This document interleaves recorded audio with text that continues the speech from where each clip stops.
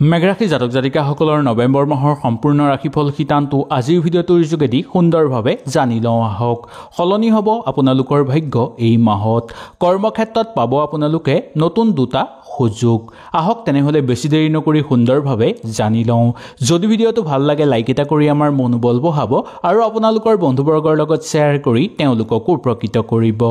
নৱেম্বৰ মাহটো মেঘৰাশি জাতক জাতিকাসকলৰ কাৰণে মধ্যম ফলদায়ক বা মিশ্ৰিত ফলাফলৰ যুগ দেখিবলৈ পোৱা যাব। যিকোনো ক্ষেত্ৰত আপোনালোকৰ এই মাহটো মধ্যমভাৱে পাৰ হোৱা দেখিবলৈ পোৱা যায়। কেৰিয়াৰৰ ক্ষেত্ৰত এই মাহটো অনুকূল হিচাপে পাৰ হ'ব। কিছুমান ক্ষেত্ৰত জটিলতা অহাৰ সম্ভাৱনা থাকিলেও কিছুমান ক্ষেত্ৰত আপোনালোকৰ অনুকূল প্ৰভাৱ দেখিবলৈ পোৱা যাব। ব্যৱসায়িক বাণিজ্যৰ ক্ষেত্ৰত এই মাহটো আপোনালোকৰ ইমান ভাল নহ'ব। সেইকাৰণে খুব সাৱধানতা অৱলম্বন কৰিব আৰু বিনিয়োগৰ দৃষ্টিকোণৰ পৰা চাবলৈ গ'লেও এই মাহটো অলপ সাৱধানতা আপোনালোকে অৱলম্বন কৰি চলিব লাগিব। চাকৰিয়ালসকলৰ ক্ষেত্ৰত সহকৰ্মীৰ সৈতে বিবাদ সৃষ্টি বা কাজিয়া পেচাল সৃষ্টি হোৱাৰ সম্ভাৱনা দেখিবলৈ পোৱা যাব। সেই ক্ষেত্ৰত কাজিয়া পেচাল বা বিবাদৰ পৰা যিমান পাৰে আঁতৰি থাকিবলৈ আপোনালোকে চেষ্টা কৰিব। নহ'লে আপোনালোকৰ নিজৰে বিপদ নামি অহাৰ সম্ভাৱনা দেখিবলৈ পোৱা যাব পাৰে। শিক্ষাৰ দৃষ্টিকোণৰ পৰা চাবলৈ গ'লে এই মাহটো আপোনালোকৰ কঠোৰ পৰিশ্ৰম কৰাৰ দৰকাৰ হ'ব। তেতিয়াহে আপোনালোকৰ এই মাহটো অনুকূল হিচাপে পাৰ হোৱা দেখিবলৈ পোৱা যাব। এনেও শিক্ষাৰ ক্ষেত্ৰত ক'বলৈ গ'লে এই মাহটো আপোনালোকৰ মধ্যম হিচাপে পাৰ হ'ব পাৰে, কিন্তু কিছুমান ক্ষেত্ৰত আপোনালোকৰ দুৰ্বল ভাৱো বৃদ্ধি পাবলৈ ধৰিব। পাৰিবাৰিক জীৱনৰ ক্ষেত্ৰত এই মাহটো আপোনালোকৰ দুৰ্বল ফল লাভৰ যুগ দেখিবলৈ পোৱা যায়। পাৰিবাৰিক সমস্যাৰ মাজত আপোনালোকে মোকাবিলা কৰিবলগীয়া হ'ব পাৰে। সম্পৰ্কৰ ক্ষেত্ৰত সম্পৰ্কৰ মাজত আপোনালোকৰ যুক্তি তৰ্ক বৃদ্ধি পোৱাৰ সম্ভাৱনা দেখিবলৈ পোৱা যায়। অৱশ্যে সমস্যাবোৰ আপোনালোকে নিজেই গোটাই লোৱাৰ ধৰণে হ'ব পাৰে। সেই গতিকে সেই সমস্যাবোৰৰ পৰা নিজেই কেনেকৈ সমাধান কৰিব পাৰি তাৰ প্ৰতি লক্ষ্য আপোনালোকে ৰাখিব লাগিব। প্ৰেম আৰু বৈবাহিক ক্ষেত্ৰত আপোনালোকৰ শুক্ৰৰ শুভদৃষ্টি পৰিব, যাৰ ফলত আপোনালোকৰ কিছুমান ক্ষেত্ৰত অনুকূল হ'ব যদিও কিছুমান ক্ষেত্ৰত আপোনালোকৰ দুৰ্বল সৃষ্টিৰ সম্ভাৱনা দেখিবলৈ পোৱা যায়।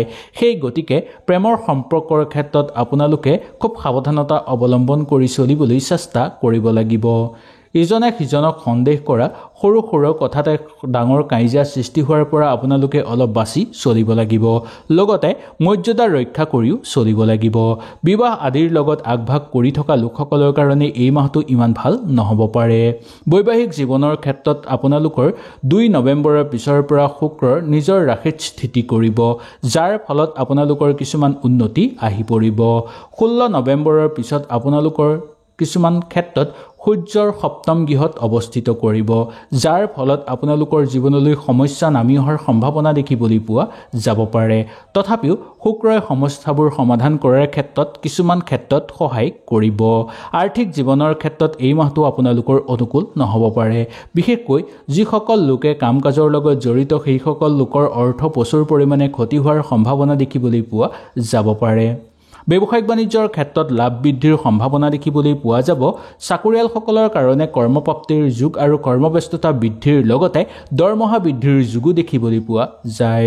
স্বাস্থ্যজনীয় ক্ষেত্ৰত এই মাহটো আপোনালোকৰ মিশ্ৰিত বা কিছুমান ক্ষেত্ৰত দুৰ্বল প্ৰভাৱ দেখিবলৈ পোৱা যাব পাৰে। কিছুমান গুৰুত্বপূৰ্ণ ক্ষেত্ৰত আপোনালোকৰ সমস্যা নহ'ব, কিন্তু সৰু সুৰা সমস্যা কিন্তু দেখিবলৈ পোৱা যাব পাৰে। সেইকাৰণে কোনো সংযমী মানুহৰ পৰা পূৰ্ণ সহায় সহযোগিতা লোৱাটো আপোনালোকৰ কাৰণে উচিত বুলি ক'ব পৰা যায়। এই অক্টোবৰ মাহটো মেঘৰাশি জাতক জাতিকাসকলৰ কাৰণে মিশ্ৰিত ফল লাভৰ যুগ দেখিবলৈ পোৱা যায়। মামলা মোকদ্দমাৰ লগত জড়িত হৈ থকা লোকসকলৰ কাৰণে ইমান অসুবিধাদায়ক দেখিবলৈ পোৱা নাযাব। তথাপিও কিছুমান ক্ষেত্ৰত আপোনালোকৰ অনুকূল প্ৰভাৱ দেখিবলৈ পোৱা যাব। শিল্পী সাংস্কৃতিক জগতৰ লগত জড়িত লোকসকলে দূৰ ভ্ৰমণ কৰিবলগীয়া হ'ব পাৰে। কেৰিয়াৰক লৈ চিন্তা কৰি থকা লোক বা নিবনুৱাসকলৰ কাৰণে এই মাহটো যথেষ্ট পৰিমাণে অনুকূল দেখিবলৈ পোৱা যাব। মাংগলিক কিছুমান কামত যোগদান কৰি আপোনালোকে আনন্দিত অনুভৱ কৰিব পাৰিব। বৈদেশিক যুগৰ প্ৰবল যুগ দেখিবলৈ পোৱা যাব বা বিদেশ ভ্ৰমণৰ যুগ আপোনালোকৰ দেখিবলৈ পোৱা যাব পাৰে। প্ৰতিযোগিতামূলক পৰীক্ষা বাণিজ্যৰ লগত জড়িত লোকসকলৰ কাৰণে এই মাহটো যথেষ্ট পৰিমাণে অনুকূল হিচাপে পাৰ হ'ব। নিজে আশা কৰাৰ মতে আপোনালোকে ভাল ফল দেখুৱাব পাৰিব। গ্ৰহ নক্ষত্ৰৰ শুভদৃষ্টি আপোনালোকৰ ওপৰত পৰিছে, যাৰ ফলত আপোনালোকৰ দিনবোৰ সুন্দৰভাৱে পাৰ হ'ব। জীৱনত চলি থকা সমস্যাবোৰ সমাধান কৰি ল'বলৈ আপোনালোকে চেষ্টা কৰিব। যদি নোৱাৰে তেনেহ'লে গুৰুস্থানীয় ব্যক্তিৰ পৰামৰ্শ ল'বলৈ চেষ্টা কৰিব। এই মাহটো আপোনালোকে ভুলতো অধিক অৰ্থ খৰচ নকৰিব। জোখতকৈ বেছি যদি অৰ্থ খৰচ কৰে তেনেহ'লে আপোনালোকৰ পিছলৈ অসুবিধা হোৱাৰ সম্ভাৱনা দেখিবলৈ পোৱা যাব পাৰে। কিছুমান ক্ষেত্ৰত আপোনালোকে লিখিতভাৱে প্ৰমাণ দিবলগীয়া হ'ব পাৰে। যিকোনো কাম কৰাৰ আগত আপোনালোকৰ মনত হতাশাৰ ভাৱ অহাৰ সম্ভাৱনা দেখিবলৈ পোৱা যায়, কিন্তু সেই হতাশাৰ ভাৱ ত্যাগ কৰি সেই কামত মনোনিৱেশ কৰিবলৈ আপোনালোকে যিমান পাৰে চেষ্টা কৰিব। ঘনিষ্ঠ আত্মীয় বা বন্ধুবৰ্গৰ কথা পতাৰ পৰা আপোনালোকে বিৰত থকাটো দৰকাৰ, বা তেওঁলোকৰ বিষয়ে আপোনালোকে কেতিয়াও বেয়াকৈ আলোচনা নকৰিব। ইয়াৰ ফলত আপোনালোকৰ মনত হতাশাৰ ভাৱ আৰু অধিক জাগ্ৰত হ'বলৈ ধৰিব। অলপ কম সময়ত হ'লেও আপোনালোকে ঘৰত অলপ চকু দিবলৈ চেষ্টা কৰিব। আপোনালোকৰ প্ৰিয়জনৰ লগত সুখৰ বাৰ্তা লাভ কৰি আনন্দিত অনুভৱ কৰিব পাৰিব। তেনেধৰণে দাম্পত্যৰ ক্ষেত্ৰতো আপোনালোকৰ অনুকূল হিচাপে পাৰ হোৱা দেখিবলৈ পোৱা যাব। এই গোটেই মাহটো আপোনালোকে কৰ্মক্ষেত্ৰৰ লগত জড়িত হৈ থাকিব লাগিব, বা কৰ্মব্যস্ততা আপোনালোকৰ বৃদ্ধি পাব পাৰে। লগতে দৰমহা বৃদ্ধিৰো প্ৰবল যোগ দেখিবলৈ পোৱা যাব পাৰে। আপুনি এই মাহত এনেকুৱা কাম কৰা উচিত যি কাম কৰাৰ ফলত আপোনালোকে সামাজিক ক্ষেত্ৰত মান মৰ্যাদা লাভ কৰিবলৈ সক্ষম হয়। কোনো লোকক যদি এই মাহত আপোনালোকে নিজৰ সাধ্য অনুসৰি দান দক্ষিণা কৰিব পাৰে তেনেহ'লে আপোনালোকৰ মংগল হ'ব। যিমান পাৰে আপোনালোকে কৰ্মক্ষেত্ৰত যত্ন কৰিবলৈ চেষ্টা কৰক। গোটেই মাহটো আপোনালোকে বহি নাথাকি নিজৰ কৰ্মত মনোযোগ দিব। যদি কৰ্মৰ পৰা বিৰতি লৈছে তেনে ক্ষেত্ৰত আপোনালোকে পঢ়া শুনাৰ ক্ষেত্ৰত অকণমান মনোযোগ দিবলৈ চেষ্টা কৰিব, যাৰ ফলত আপোনালোকৰ মানসিক স্থিতি কিছু পৰিমাণে ভাল হৈ পৰাৰ যোগ দেখিবলৈ পোৱা যাব। সামাজিক ক্ষেত্ৰত আপোনালোকৰ খ্যাতি বৃদ্ধি পাবলৈ ধৰিব। নতুন নতুন সুযোগ সুবিধা আপোনালোকৰ জীৱনলৈ নামি অহাৰ প্ৰবল সম্ভাৱনা দেখিবলৈ পোৱা যায়। জীৱন লগৰীৰ লগত আপোনালোকে যদি কৰিবলৈ যাব বিচাৰে, বা থিয়েটাৰ, চিনেমা এনেধৰণৰ বা ৰেষ্টুৰেণ্ট জাতীয় জেগালৈ যাব বিচাৰে, তেনে ক্ষেত্ৰতো আপোনালোকে যাব পাৰিব। বহু সুখ অনুভৱ কৰিব আপোনালোকে ইয়াৰ ফলত। ধনৰ লগত জড়িত লোকসকলৰ এই মাহত কিছু সমস্যা আহি পৰিব পাৰে। সেইকাৰণে আপোনালোকে ধন ক্ষতি কৰাৰ ক্ষেত্ৰত খুব সাৱধানতা অৱলম্বন কৰিব। ফলস্বৰূপে আপোনালোকৰ হাতলৈ অৰ্থ নহালৈকে আপোনালোকে জমা অৰ্থ খৰচ কৰাটো উচিত নহয়। এই মাহটো আপোনালোকে আনন্দময়ভাৱে পাৰ কৰিবলৈও সক্ষম হ'ব, কাৰণ জীৱনত আপোনালোকৰ চলি থকা সমস্যা কিছু পৰিমাণে পাতল হ'বলৈ ধৰিব। জীৱন সংগীৰ লগত আপোনালোকৰ দিনবোৰ সুখময়ভাৱে পাৰ হ'ব। প্ৰেমৰ ক্ষেত্ৰত আপোনালোকে অলপ হতাশাৰ মাজেদি পাৰ কৰিবলগীয়া হ'ব পাৰে, বা প্ৰেমৰ ক্ষেত্ৰত কথা বতৰা কওঁতে খুব সংযম হৈ কথা বতৰা ক'বলৈ চেষ্টা কৰিব লাগিব। আপোনজনৰ লগত বা আত্মীয়ৰ লগত আপোনালোকে সময় অতিবাহিত কৰি আনন্দিত অনুভৱ কৰিব। লগতে ক'ব লাগিব যে আত্মীয়ৰ লগত থাকোঁতে আপোনালোকৰ মন আনন্দিত হৈ পৰিব, আৰু লগতে কিবা এটা নতুন শিকাৰ সম্ভাৱনা দেখিবলৈ পোৱা যাব। কোনো লোকে আপোনালোকৰ ভুলটো আঙুলিয়াই দিব পাৰে এই মাহত। সেই ভুল আপোনালোকে যিমান পাৰে শুধৰণি কৰিবলৈ চেষ্টা কৰিব। কেতিয়াও কোনোবাই দেখা দিয়া ভুল আপোনালোকে দেখি কেতিয়াও আওকাণ কৰাটো উচিত নহয়। এই মাহত কৰ্মৰ সন্ধিহত বা কৰ্মৰ ক্ষেত্ৰৰ কাৰণে আপোনালোকে দূৰভ্ৰমণ কৰিবলগীয়া হ'ব পাৰে। কাৰোবাক সহজতে আপোনালোকে সন্দেহ কৰি নল'ব, কাৰণ তেওঁৱেই পিছলৈ আপোনালোকক সহায় সহযোগিতা কৰিবলৈ ধৰিব।